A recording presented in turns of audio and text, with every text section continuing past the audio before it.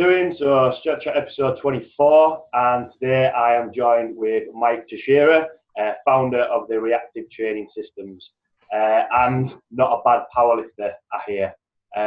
Just chat about how you got into or got started in powerlifting and your career so far. Sure. So I started powerlifting. I guess I started lifting when I was, about 12. I was playing some other sports, and lifting is something that you're supposed to do. Yeah.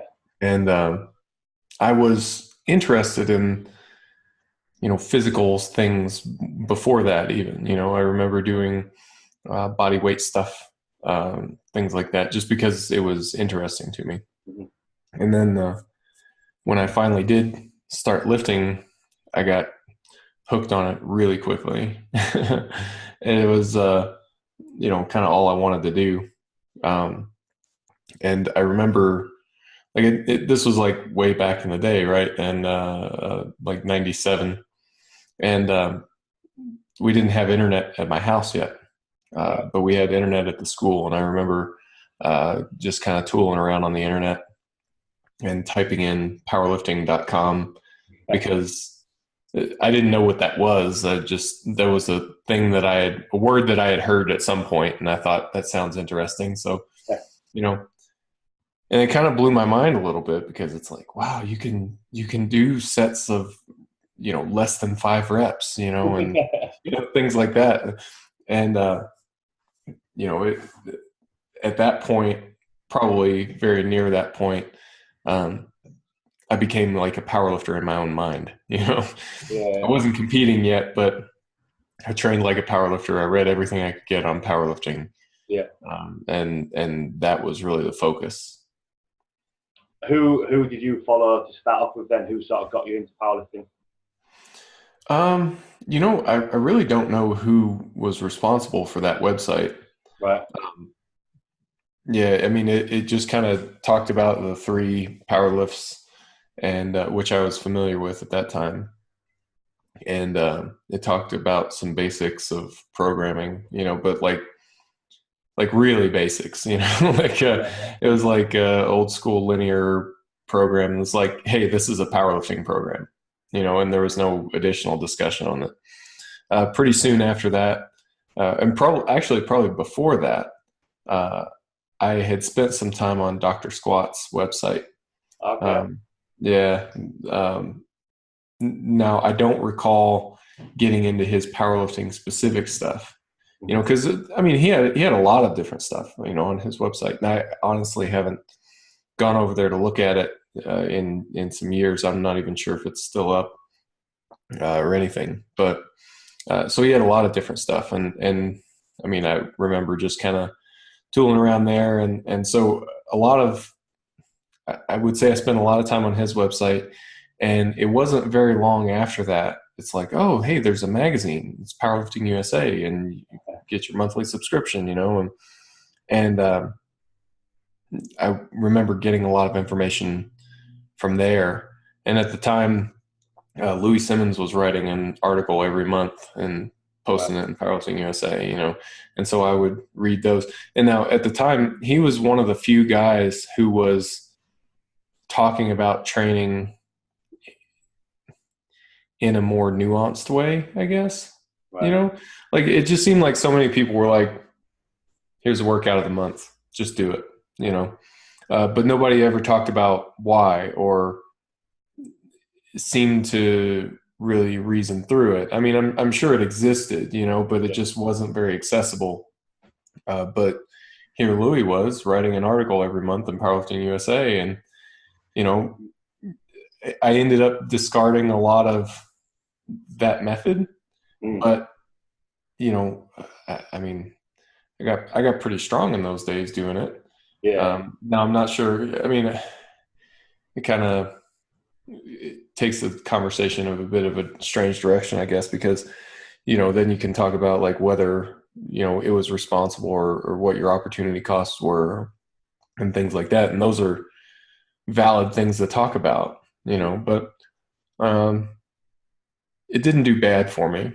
Yeah, I think it kind of had its place, and then I moved on from it, you know. yeah, But in those early days, he was like the only guy that was talking about it in that way, um, breaking the lift down and analyzing weaknesses and stuff like that. So that was really useful. okay. When did you start taking powerlifting a little bit more seriously then? When was your first competition, and when did you sort of decide to kick on a little bit more? Well, I suppose I did my first, technically sanctioned competition, Yeah, uh, when I was a sophomore in high school or something like that. There was a federation called Sunlight Power, right, uh, and it's SON Light Power. And it was ran by a guy. His name was Dr. Daryl Latch, and he was basically like a one-man powerlifting show. yeah, He would put on competitions at just wherever, state fairs or anything, and he would show up. He'd have all the stuff like in the trunk of his car, trophies and everything, and he'd set it all up. He would, you just lift on like the gym equipment, yeah. and it was bench and deadlift. He was the scorekeeper, the announcer, and the only referee. Right. you know? So it's like his word goes, Yeah, and I mean, bench and deadlift, it wasn't horribly complicated, but and just kind of whatever you did was going to count for the most part. yeah, But it was, I mean, it's not going to measure up to like, you know, top powerlifting standard competitions, but it never intended to, like it was, the whole point of it was to get people involved in the sport. So it definitely did that. And yeah, so that was probably my first competition. But, at the time, like if I look back on it, so I was playing football at the time. mm, And if I look back on it, I was supposed to be, a football player, and I was supposed to be doing this powerlifting thing in the off season. yeah. But mentally, I was a powerlifter, and I played football in the off season. You know, Yeah, yeah, because like the decisions that I made were always powerlifting focused. mm, It's like what's going to be best for my. I would train during football season, but I wasn't really playing football during powerlifting. Powerlifting season. yeah, yeah. So yeah, so I mean that was kind of those early days. Um, I got I suppose like doing more serious competitions. I suppose I should say like I was very serious about it in my own mind at that time. Like I took it very seriously. I had my goals and just as serious as I would later on. But in terms of like competitive aspirations and things like that, that wasn't until I got into college. So Right, probably 2003 timeframe, and we had a club team that was involved in USA Powerlifting, and we started doing some USA Powerlifting meets, going to collegiate nationals and things like that. And that's really what kind of showed me the kind of, I don't know, how would you say it? I guess the rest of what the powerlifting world could be. yeah. You know, yeah. Okay. Um, so I've followed the Reactive Training Systems sort of manual, and actually my last competition was in November, and after following that system, I actually lifted the heaviest that I've ever lifted. Congratulations. I'm quite a yeah, the actual type of programming I'm quite a big advocate of. Just how did it come about? How did you end up starting Reactive Training Systems up? So that was very similar.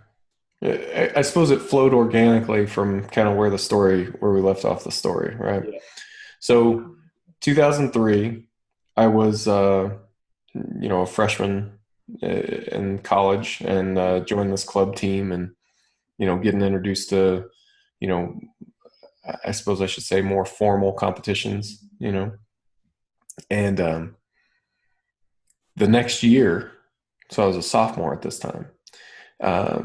The the first year, my freshman year, it was me and two other people on the team. And then in my sophomore year, the other two people quit. And I thought, well, that kind of stinks, like that's no fun to be, on a team by yourself. That's not even, that doesn't count. Yeah. And I knew enough to know that I was quite good at this and I could be really good at it. Mm-hmm. So I knew that I wanted to get back there. And, my goal was to go to IPF Junior Worlds and win that competition. So I sent an email out to the rest of the cadet wing and was telling them basically what was going on. Hey, this is me. This is the powerlifting club. I guess I'm in charge now. Want to be a powerlifter? Right. Like, and this is where I'm headed. Like I'm going back to the IPF Worlds and I'm looking for some training partners. I'm looking for some people that want to compete, and if you're interested, then let's go, Yeah. and I had a few people respond to that, which was like, okay, hey man, we're here. Now what? So now I'm automatically in a coaching role.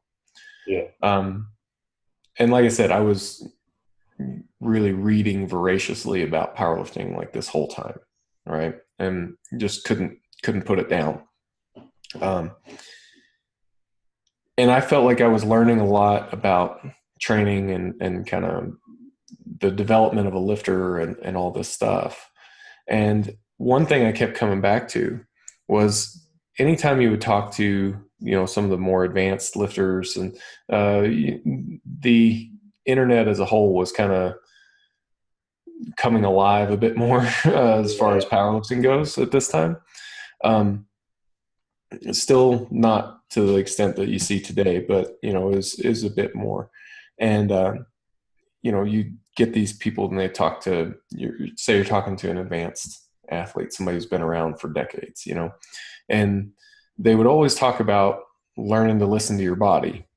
And it's like, okay, well, how do I do that? And they would always say like, well, it's going to take you about 10 years to figure it out. And I thought, well, that's a crappy answer, like it wasn't so bad for me because it was around that time for me anyway. And I felt like I was figuring it out and I'm seeing the things that I'm supposed to be seeing. But, I've got all these guys on my team. It's not really helping them, So what do I do to help them? So for me, as I would learn things, as I would make these observations, I would try to step back and say, okay, what was it that you observed? What was it that signaled to you, hey, we need to cut this session short. Hey, we need to do something different here. What was that signal? And can you teach somebody else to read that signal? Yeah. So that's where a lot of the early ideas came from. I mean, RPE is kind of the cornerstone of a lot of what I teach, and definitely a tool that we like to reach to a lot. I didn't develop RPE as a concept. It actually comes from endurance training. Yeah. So what happened there is like any good reader of powerlifting material at the time, I was reading Super Training, which if you've ever tried to read it is fucking impenetrable. That took me about 3 times to read that. Yeah, well, I mean, and I suppose it should be, right? Like it's a textbook. It's not light reading. It's not narrative, so I was treating it like a textbook, it's like read a line, and then, okay, what did that say? And then put it in my own words. And it was kind of like taking notes on what I was reading and just, learning, what most people just call learning.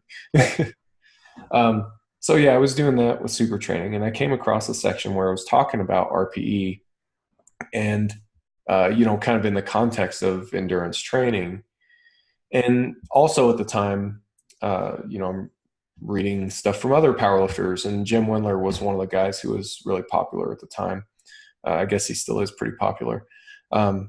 Anyway, one thing that he would say, and a lot of powerlifters would say, is it's important to leave a rep in the tank.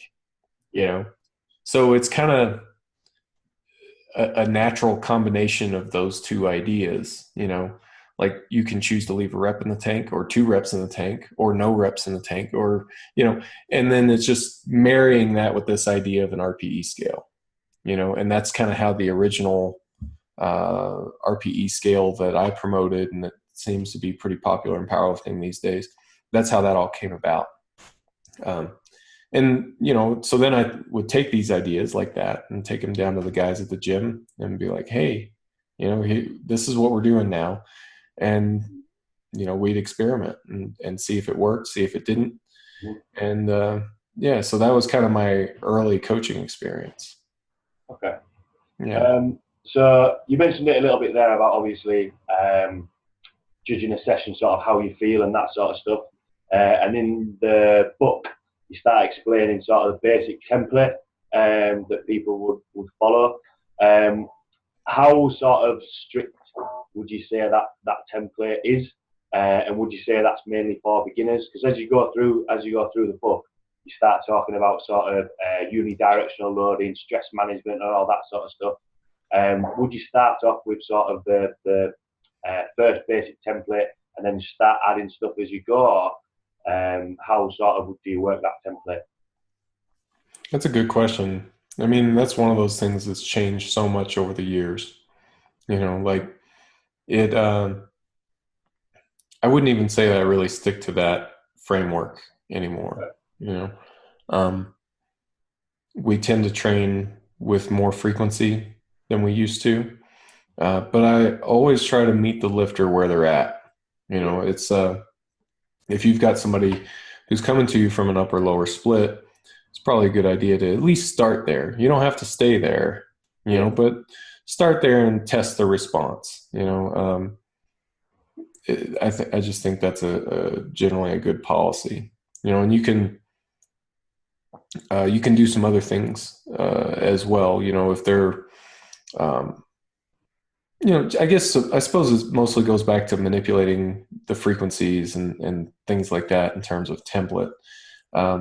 But it seems like I'm almost treating that these days as like a vehicle to deliver the exercise selection and the training stress itself. I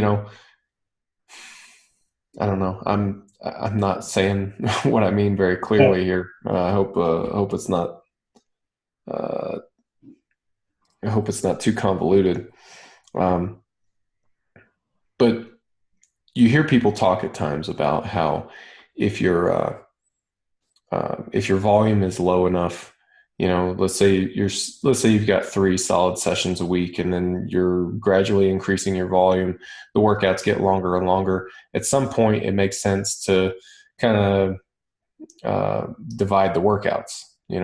So instead of 3 long workouts in a week, you do 4 shorter workouts, and then gradually those will get longer and longer as well. So that's one example of how the template is really just a structure that you use to deliver the training dose. Yeah. And you can use kind of a non-structured way of doing it too. We call those flex templates.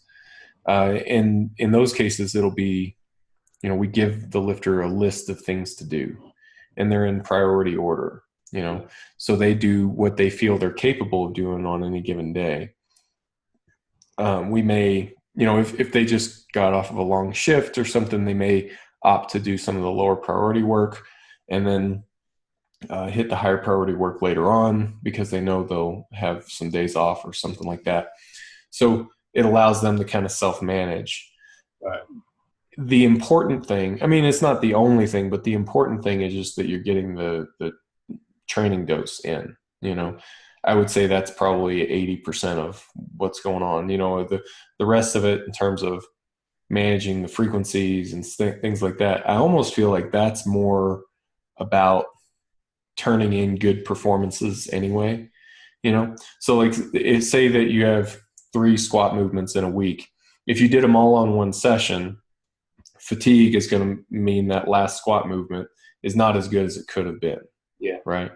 But if you're still getting the work in, you're still going to get most of the result, I would say. Now how much fatigue is accumulating, how much does it affect you? Well, all that stuff matters. Now, if you spread it out, your performance in each session is going to improve, and that's going to improve the overall quality of your result. And I don't think it's quite that simple, but it's something like that. I think, you know, you're in that area, you know. So would you start adding these in as the lifter gets a little bit more advanced? So I know when I first started using the training and looking at the fatigue and that sort of stuff, can be sort of quite confusing to start off with. So would you just sort of throw them in, like you say, if they're doing an upper lower split, start training in there, and then be like, right, so now we're just going to have a look and see how your fatigue is, how your stress is, and that sort of stuff. Yeah, you can definitely. That's probably how I would go about doing it. You know, if you're coming from that background, from an upper lower split, for example, then starting there makes sense. You know, especially if it's something that they find effective. You know, and in my case, like if I'm working with some higher level athletes, it's not even that they necessarily find it effective, but they find it not detrimental. You know. Yeah. So the first step to making progress is to not screw it up. You know? Yeah. So, yeah, I mean, I think that's a good place to start, but I don't necessarily just add volume the same way that I maybe it sounds like I'm just increasing the volume, ratcheting up the dose over time. I think that has to be a very, very slow and gradual process because it's really hard to reverse that, you know. Say you take a program like Smolov, you know, it's really super high volume, really high workloads, absurd, really. But you can adapt to it. If you just do it over and over, you may not get strong from it and you might get hurt. But, you know, assuming that you don't get hurt, you can adapt to it. And that can become maybe not normal, but much more normal, you know. And then for you to go back to, you know, a more standard sort of approach, say something that's decidedly lower in volume, like 5-3-1, that's not going to work, you know. So I think ratcheting up the volume makes sense, and it's a lever that you have to pull eventually. It's just that you want to. It's a balancing act, right? Like I'm hesitant to say pull it as a last resort, although I think technically that's probably true. I think you want to pull all your other levers first. You don't want to. When I say pull it as a last resort, it kind of gives the impression of like, don't touch this unless it's an emergency. That's not quite what I mean to convey. You know, it's just do everything else first. And then if you go, well, I've tried it all or even tried it most and it's not really working. So then you're going to have to ratchet up the volume. But I think you'll find that you can get a lot of mileage out of the other stuff before you have to increase the dose. Yeah. So you also chat in the book about, mentioned about volume, about cycling between volume and intensity blocks. So what's sort of the reason behind that? So when you look at some other types of training program, obviously it's not really using, or all the programs didn't really use RP, anything like that. You just start off on higher reps, and then obviously through the months, through the weeks, you just gradually drop the reps each time, with no sort of, didn't really base on how you feel. It might be worked off a percentage, or you're just working to, you know, a heavy testing at the end of the block of training. What's the idea behind doing a volume and then a little bit of an intensity block, like split into 3 weeks? Well, this idea is actually quite old, actually. It comes from the notion that you have people who train in one fashion or another. Say they're doing a Shako program, which tends to be more of a high volume approach. And then they switch to a different program that's a high intensity approach, and they make progress. Or you'll have someone else who's doing a high intensity approach and they switch to a volume approach and they make progress. And I thought what if it's not the program, but the switch that matters? You know, like what all programs, you know, kind of the old adage that all programs work, but nothing works forever, you know. So what if the switch itself is a stimulus? You know, and that what you see in the book is an early attempt to capture that idea, you know. And it also works out that it creates a basic periodization framework and stuff like that, and that kind of evolved into more of a block periodization approach, which was interesting. But these days, I've taken this idea of the switch being a stimulus in itself, and really gone taken it a lot further. Yeah. You know, we do something called emerging strategies now. We would like to do it for everyone, just because we really believe that it's that effective. You know, and it's not really a program. It's not correct to think of it as a program. It's a way of programming. You know, it's a method. And what it really tries to do is to really use that variation much more strategically, a lot more strategically. Yeah. So what you'll get is you'll get a microcycle that repeats. You know, at a basic level, you get a microcycle that repeats. So it's basically the same training week over and over. And we measure your response. And as long as you're having a positive adaptation, we keep it going. And the way that we're looking at that is estimated 1RM. So if your estimated 1RM is going up, then we can be reasonably sure that you're getting stronger from this. So we keep it going, and you keep repeating that microcycle. At some point, though, it will stop working. And when you've stopped adapting to that microcycle, then it's time to switch. You know, so we go through a pivot period and then into a new development cycle that's different. You know, so there's a switch between different development cycles. You know, and it's a volume and intensity switch. It's also an exercise switch. It can even be a strategic switch. You know, like maybe you have one development cycle that focuses on correcting weak range of motion. So then you might go into a different development cycle that doesn't focus on that at all. Maybe it utilizes accommodating resistance or something like that. It's not specifically targeting weak range of motion at that point. It's doing something else, you know, maybe eccentric training or isometrics, you know. So there's a bunch of different ways that you can go about it, but it's this whole idea that the switch is almost the stimulus in itself, that you can become acclimated to. You can become acclimated to the kinds of work that you're doing, you know. And one way to get around that is just to keep cranking the volume, right? But that has some pretty obvious problems in the short term. You know, you can work with that for a while, but you're going to outrun your ability to tolerate the work, you know, sooner rather than later. You know, so we're trying to find ways to keep the athlete adapting without just pulling that increase the volume lever. You know. How long have you found on average that it lasts a certain amount of weeks sticking to that before you start changing, or is it completely dependent on the person, on the athlete? It's completely dependent on the athlete. It varies between 3 weeks on the short side to I've had an athlete go 12 weeks on the same microcycle. Now I'm saying weeks, and I probably should say exposures, because exposures counts a lot more than just weeks. Mm-hmm. If you have one microcycle that repeats and the microcycle lasts for a week, then it's synonymous. You know, 1 week is one exposure. Yeah. But you're not locked into that.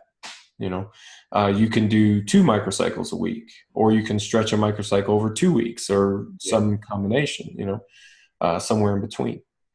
I can tell you that for me, my microcycles tend to be 6 exposures thereabout, you know. So if I'm doing 1 microcycle a week, that's 6 weeks. If I do 2 microcycles a week, by the math, it would be 3 weeks, right? Well, in reality, it's 4 weeks because the human body's not a perfect machine that's, that runs like a Swiss watch. Right. It's a little bit less predictable than that. So the reality of it is that 2 microcycles a week, I'm more like 4 weeks. Now I could do like half a microcycle a week, and it's going to stretch out to around, it's still 6 exposures, but it's going to stretch to around 12 weeks, maybe just less than that, probably close to 10.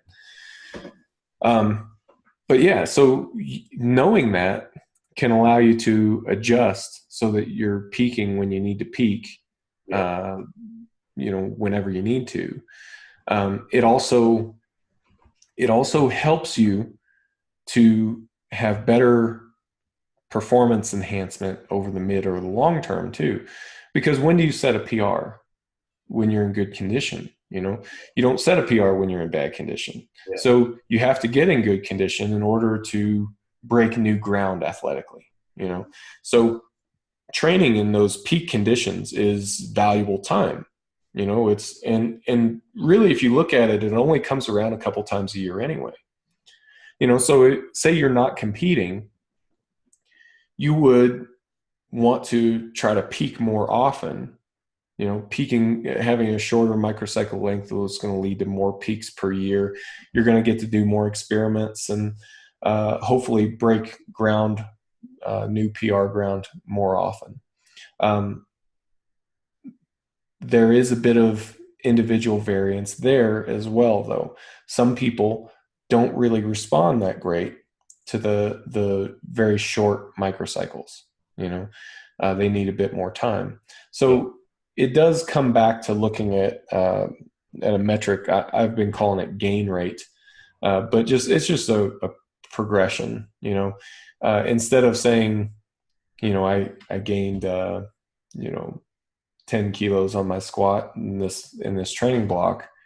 Well, that doesn't tell me much if I don't know how long the training block is. But if you can put that in terms of kilos per week or something like that, then you can optimize for gain rate. So how does that, would you say that plays a bigger part in the actual planning of your entire training? So instead of thinking, because I know sometimes as coaches you can do like a month by month program, would you have to start thinking, or as an athlete, as a coach, start thinking a little bit further down the line? If you're leading up to a competition and maybe the training hasn't changed, do you just keep going until sort of a week, 2 weeks before the competition? How does that affect sort of the planning of it? Well,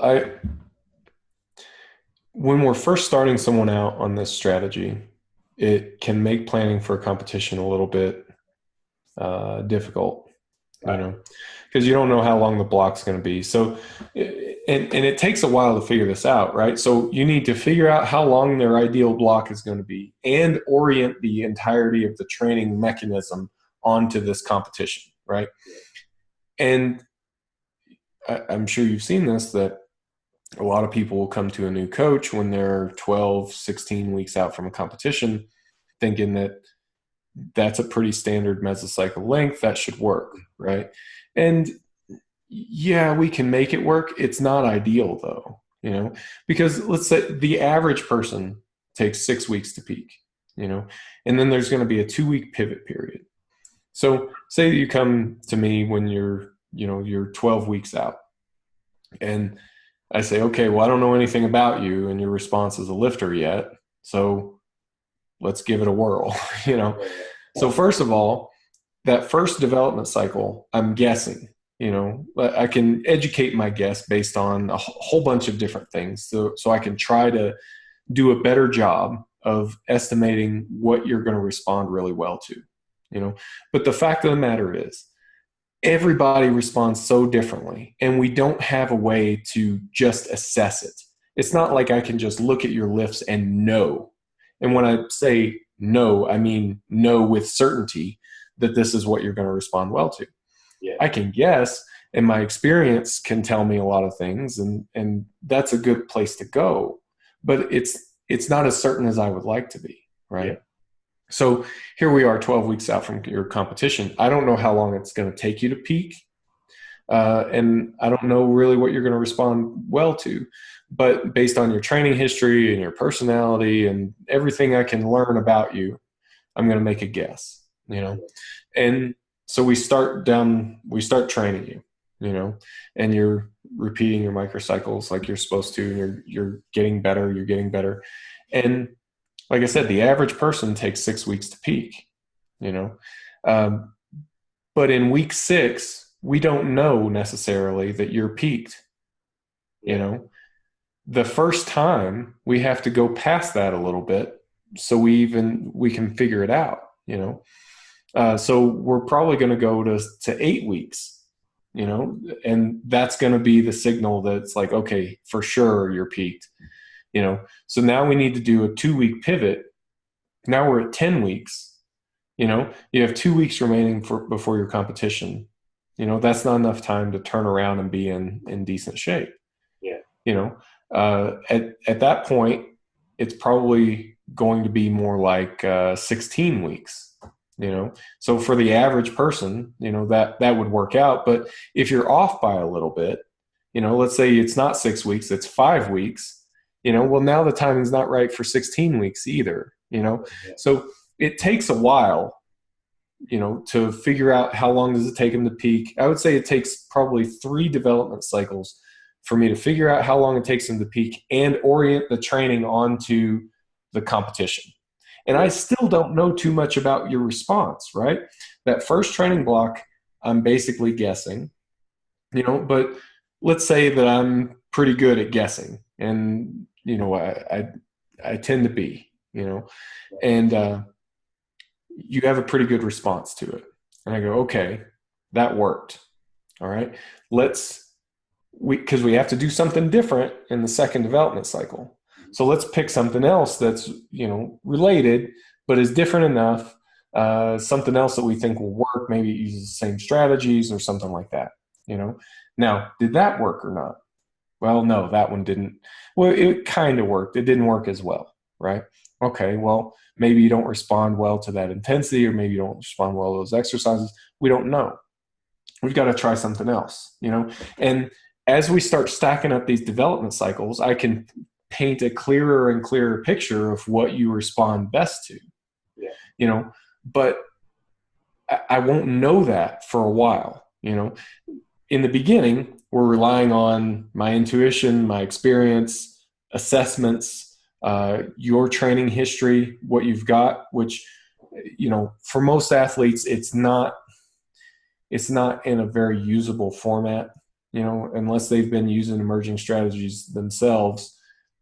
It doesn't tell me very much. Now, it's also important to say now, I think, that this is the problem that every single coach has.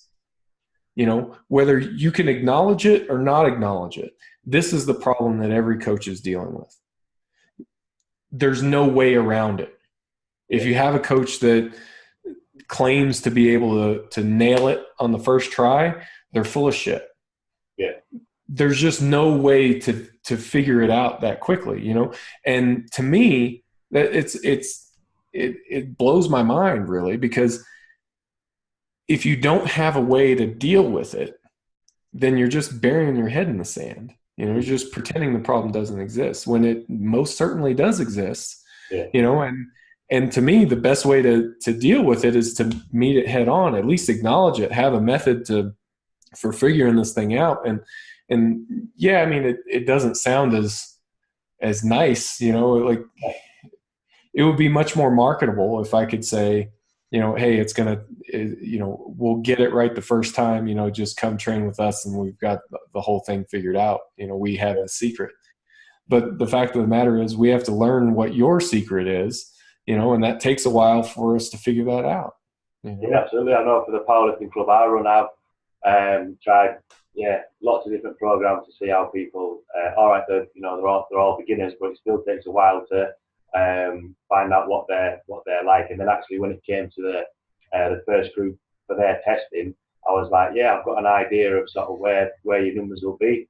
Put the numbers up, and they were nowhere nearer than they missed some of the lifts, and it's like, shit, maybe that isn't right. Do you think for that, as a coach, the level of the athlete can give you a little bit more of a feedback? So do you think it's, if an elite level lifter comes in who has been training for a while, can give you a little bit more feedback, and you can get it a little bit, you have more chance of getting it right compared to a beginner or an intermediate who can't give you as much feedback? Or do you think it's a new lifter coming in, even if they're an advanced or elite level, and you've still got to suss out and change things? Well, remember, your first job is to not get it wrong. You know, so if you've got an elite lifter, then you can look at what they've been doing and assume that at least that's not wrong. You know, it doesn't necessarily mean it's right, but it gives us a pretty good starting point. So I would say for an elite lifter, what we try to do is to start near home base, you know, and we'll make some small changes, and the changes need to be in a certain direction. Now, elite lifters don't come to you if things are going great, you know, like they're just getting stronger hand over fist, and you know, life couldn't be any better. Like they don't say, hey, maybe I should just shake things up, you know? So if you play it exactly at home base, then, you know, what are they here for? You know, you're not doing your job. So you have to change some things up, you know, but I do think that you've got a pretty stable base to at least not be wrong, you know? Now, as far as getting it right, that takes a bit more. It still takes time. But yeah, I think you're onto something, that you can start from something that's a little bit more productive. Now, if you've got hate to say a beginner lifter, because once you're in the realm of beginners, then it's like, well, everything kind of works. So it's hard to be truly wrong there as well. But I would say for an intermediate lifter, you know, that's a bit more difficult, because it's not clear that what they've been doing is the best thing, you know, and you could do a lot better by getting further and further away from it. You know, at that point, it's more, you know, you're assessing the situation. You know, does this person seem like they ought to be stronger? You know, like you're kind of assessing their talent, you know, because some people just aren't that talented for powerlifting. You know, it's just kind of the cards that some of us are dealt, and we do the best we can with that. Now, there's not a real great way to know, but you just try to intuit and go from there, you know. But the process is the same regardless of the level. You know, if you're a beginner, it's the same process as if you're an elite lifter, because what we need to do is go through this process of figuring out what works the best.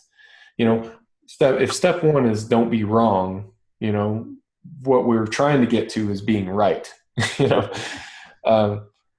So we need to have this process of dialing the training into the lifter, and that's just paying attention to what they're responding best to, paying attention to those signals, you know. You know, if every time that you're training them with high intensity, their response really goes down, then maybe stop training with high intensity for a while and see what happens, you know. So things like that.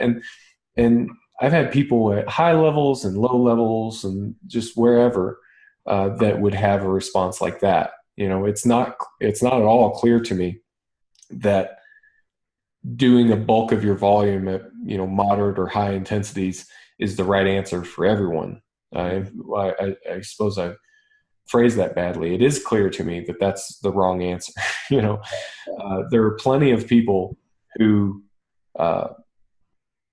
just don't respond to that. You know, most people do, which is why that's powerlifting canon, right? As you get closer to the meet, the intensity goes up, and so on and so on. But for some people, that's not going to work, you know. Now, if you don't have a means of trying to detect that and an idea of what you can do about it, then that's not going to go very well. So moving on from sort of the actual structure of the training and that sort of stuff, and going, we touched on it a little bit more about the RPE scale. I know for me it's taken a little bit while to actually know, right, this is an RPE 8, this is an RPE 7 or anything like that. How is the best way have you found to implement it if people haven't used that sort of system before? So I know you can always we like the calculator to say this is an RPE 8, and based off your 1 rep max, this might be say 100 kilos. Or do you think the best option is to be like, right, I want you to just work up to an RPE 8 on your squat, or do you think the best way is to give them a ballpark of what weight they should be aiming for? I would always recommend having a target weight to aim at. I find that RPE is difficult to use without it, Right. And I think that's maybe part of the misconception is that people go to the gym with no plan and think that that's, what I'm recommending. And that's not it. I think that you should have a plan, and that plan should be based off of your best guess of what you're going to be capable of. Yeah. And then you should modify that based on the reality of the situation on the ground. So once you get in the gym and you're actually doing the thing, you should modify that plan.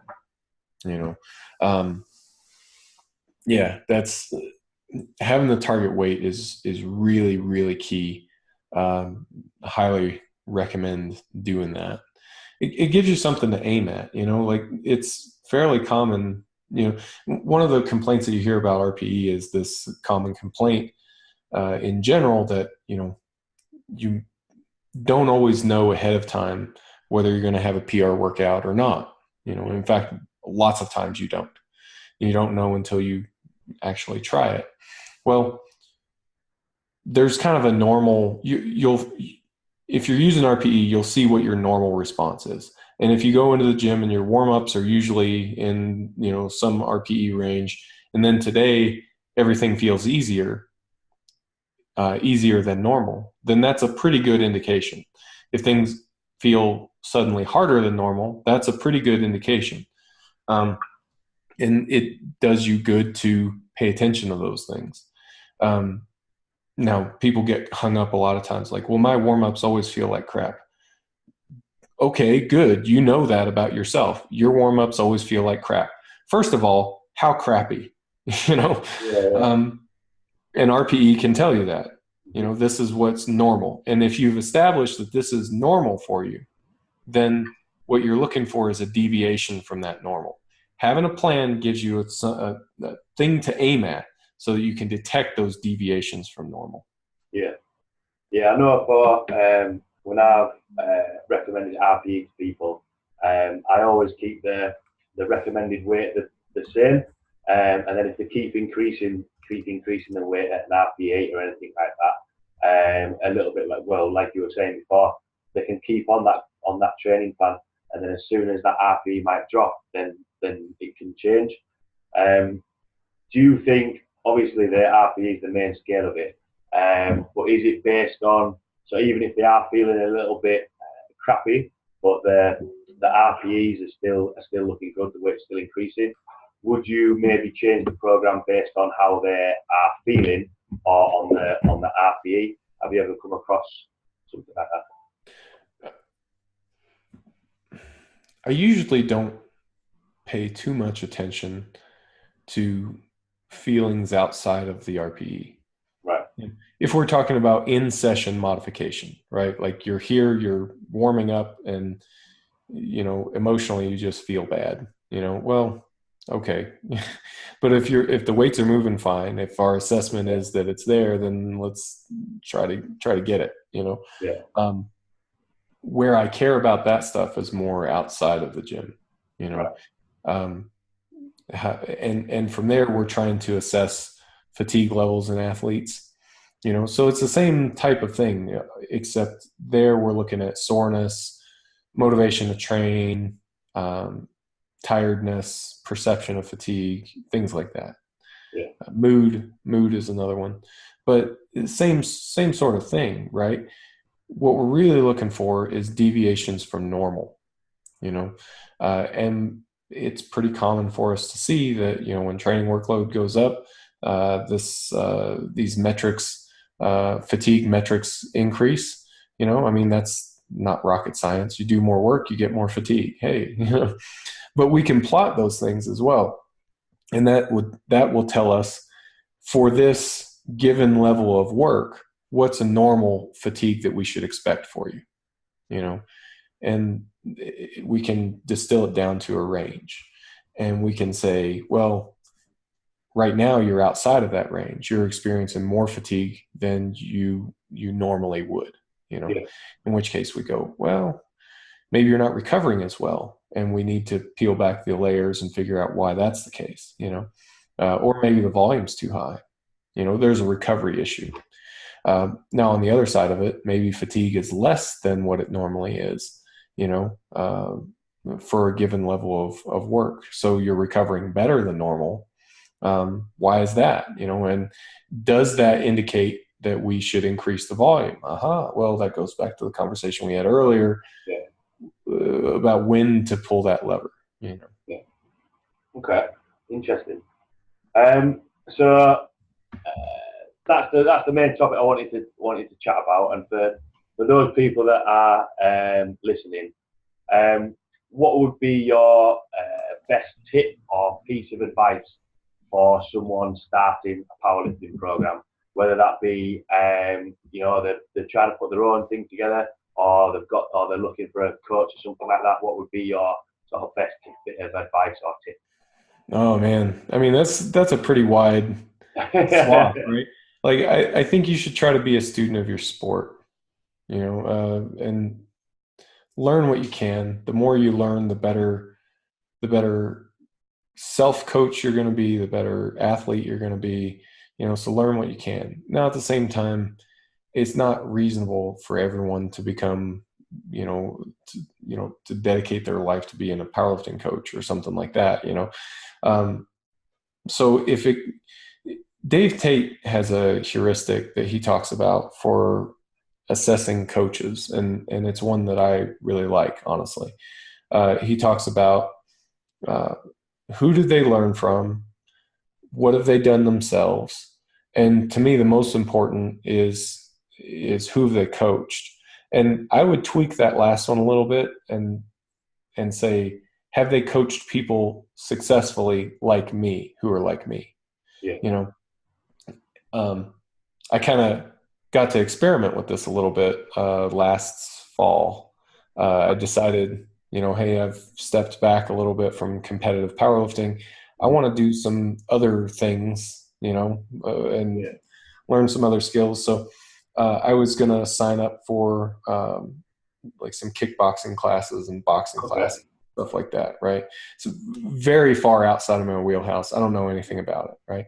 But here's an opportunity for me to play the client, right? Because now I have to assess these coaches who are conceivably experts in their field, and I don't know anything, right? So how does a non-expert evaluate an expert? It's a tough question. It's a tough situation. So I thought, well, I'm going to apply this heuristic, So I was, talking to this coach, and he knows a bit about me. He knows that I'm a beginner. I've never done any of this before. And, I'm talking to him and, well, who did you learn from? Well, I learned under these coaches, and I've been here, I've been there, and done all this stuff. What have you done? Well, professional MMA fighter, blah, blah, blah, blah, and I'm thinking, well, that's really cool. I get to the last question, and, I said, well, and who have you coached?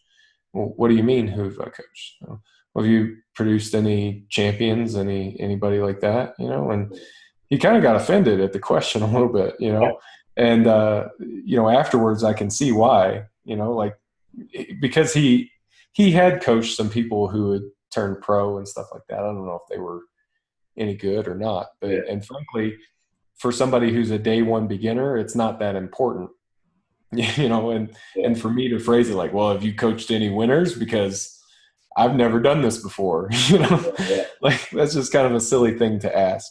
And that's what, like in hindsight, I was just talking to him later on, you know, and the correct question to ask would be, have you coached people like me, you know, Mm-hmm. and have they been successful? And you can, you know, define that success however you like, but I think that's a heuristic that I really like. I think that's a great way to evaluate a coach.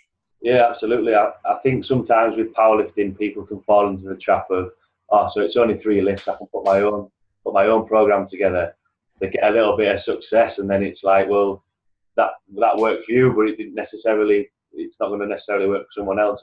I know for me, this year was the first year. So I've had a couple of in-house competitions, but it was the first year I've taken people to an actual IPF competition, just a local one, the Yorkshire and North East Division. And yeah, I'd taken them from scratch, and he only missed one lift, and that's because he stepped forward before the referee said rack. Oh yeah, would have been a few expletives less my mouth when he did it. It would have been a 2.5 PB. PB'd on all of his lifts, and now I can sort of sit back and be like, well, actually, I did take it. I took him from sort of, you know, not hitting any numbers, and he got a PB. So I feel like it gives me a little bit more confidence than when you see people who, I've written my own powerlifting program. Well, that doesn't necessarily mean, like, you know, you could just be a beginner and you just the gains are keeping on coming, but it's not always the best thing. You know, so I've done that. You know, I just started a new training block that's written by a friend of mine.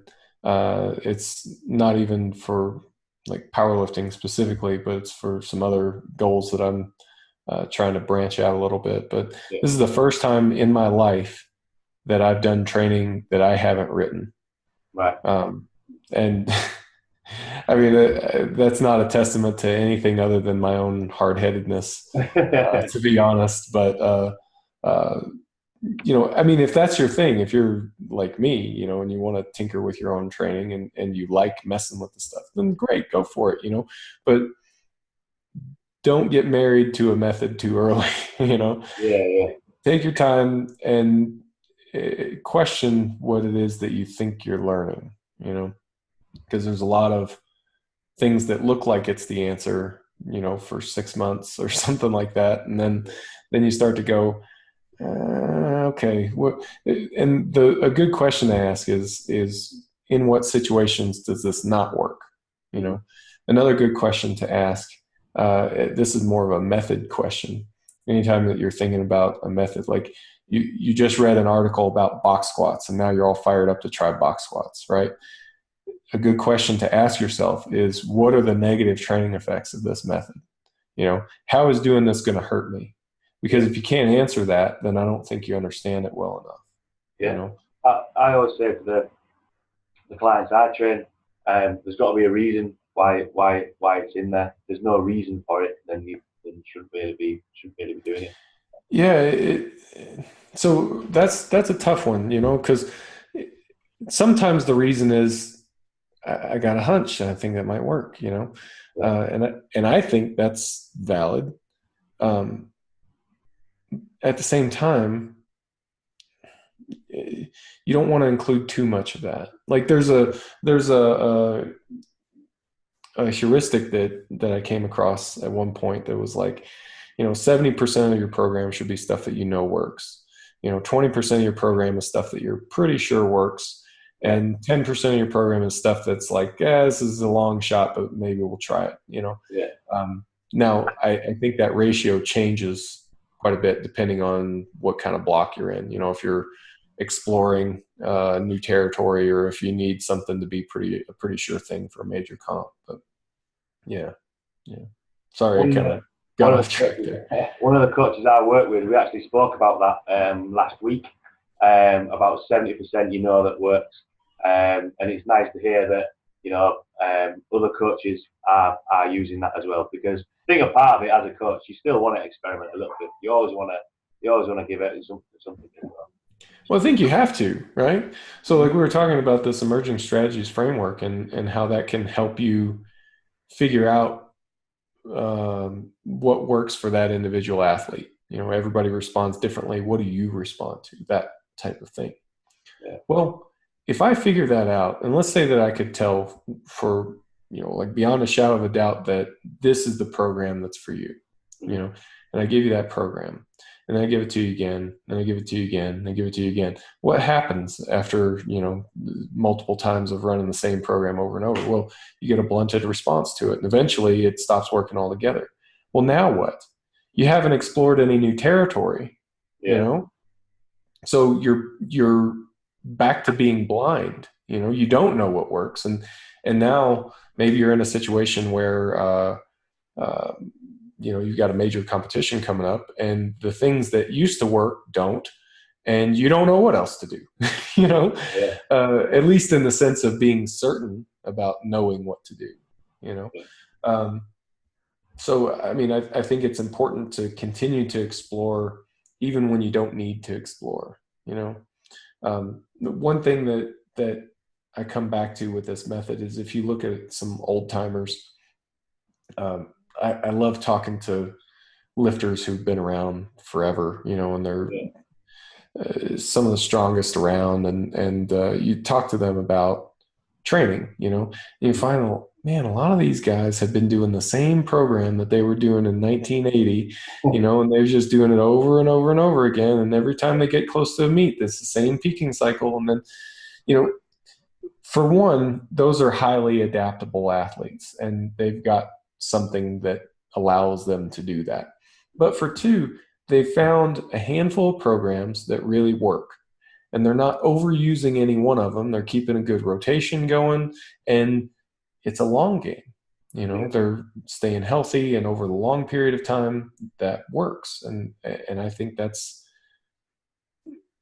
I want a systematic method of doing that. Yeah. We'll get close to it. Yeah. So just on that, so your best tip and advice. Thanks very much for taking the time to chat with me.